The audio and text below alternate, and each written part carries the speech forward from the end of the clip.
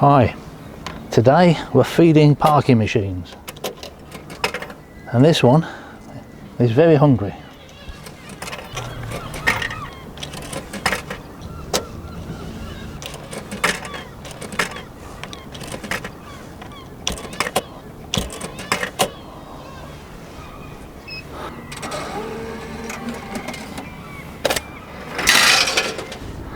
I reckon that's the most expensive bit of paper per square centimetre I've ever bought.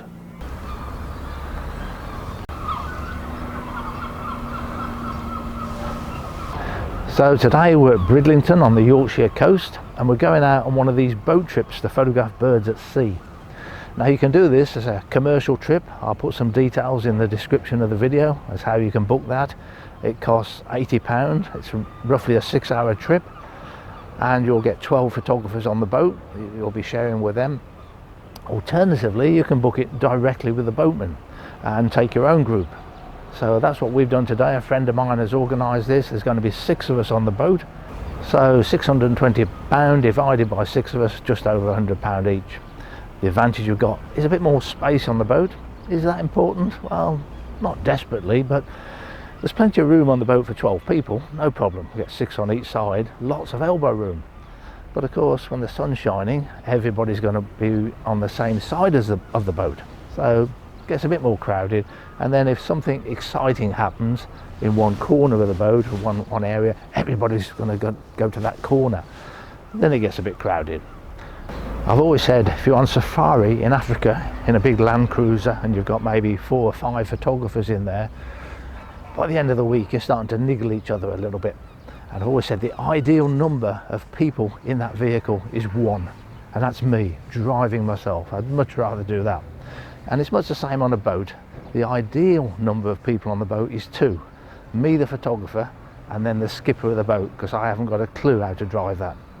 So yes, it does matter, and it helps if you can organise your own group and have a smaller group. You've got to be aware of the weather though, because these trips can get cancelled at the last minute. Well, it's in the evening. The boatman tells you of an evening the day before whether he's going to go or not, and it's down to the wind. If there's too much swell, it's dangerous, you can't go out.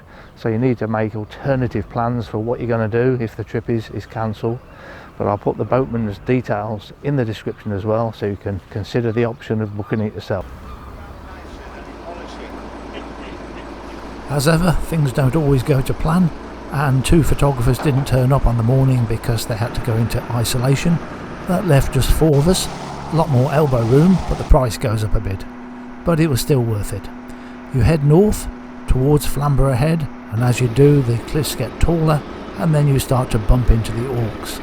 Mostly guillemots, but some razorbills and some puffins, and also fulmars, kittiwakes and herringbulls.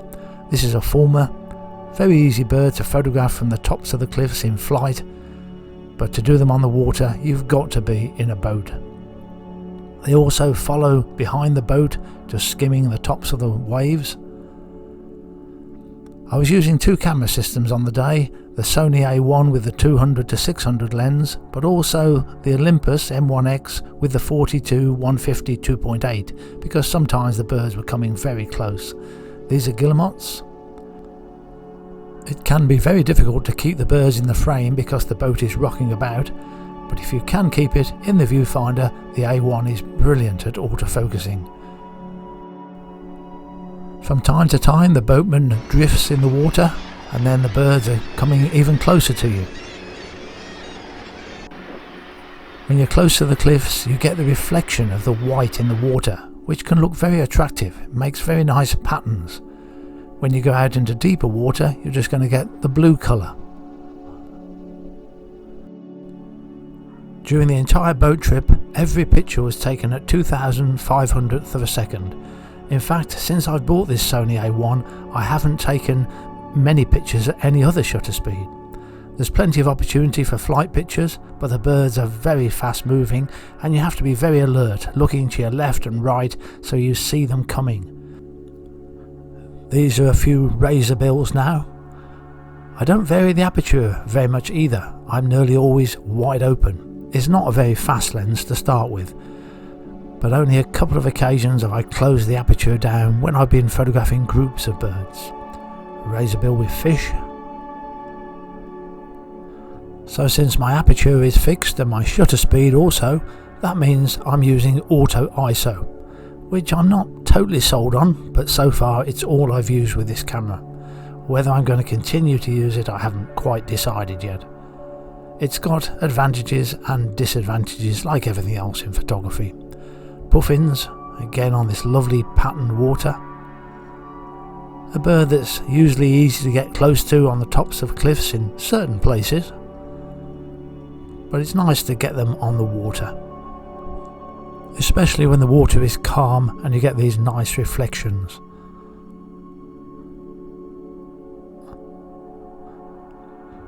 The one thing I do shoot at is 30 frames per second all of the time. I can't believe I've taken it off that setting once since I've owned the camera. This is a herring gull coming in, and just gives you the advantage of you've got lots of different wing positions. Does mean you've got to do some very aggressive editing, but you have lots of pictures to choose the best one from. This very attractive gull is the kittiwake, and that's extremely common around this coast, and they always look very pretty, whether they're floating on the water or in flight. But just look at all these different wing positions I have to choose the best one from. You don't get 30 frames per second with the Sony A1 unless you've got all your settings and the certain lenses fitted, but it's close to 30 frames per second. Here the kittiwakes are gathering over a shoal of fish, and the gannets too, and suddenly you get a mass frenzy of feeding.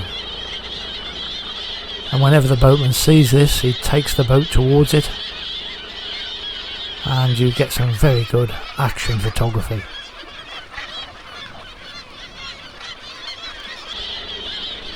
Just a short clip in slow motion. This is 120 frames per second, so that's roughly 4 times slow.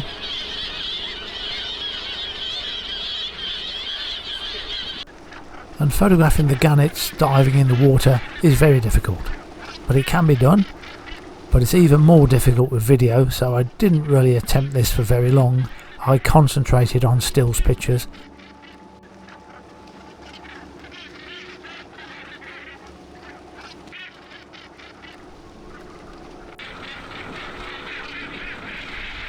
It is possible to pick up on a bird up in the air and decide when it's about to dive. You pick up that movement in the body, and then you start to press the button as it hurtles down towards the water.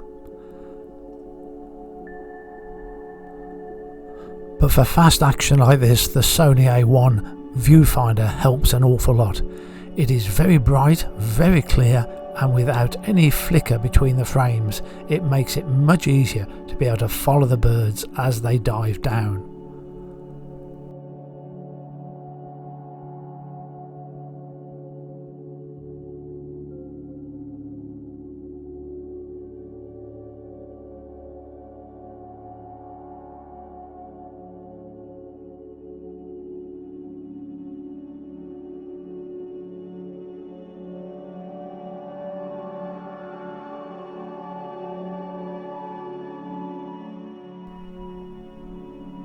It's usually easier to do the birds as they take off again, rather than when they're plummeting down.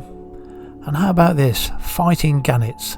Now this is a very common sight on the breeding colonies, where they nest very close to each other and often squabble with their neighbours, but the boatman said this is only the second time he's ever seen it out at sea. And these two birds were interlocked for a good 10 minutes or so. Notice the way the bills are interlocked. So a very dramatic sight, and the highlight of the day really. Thanks for watching.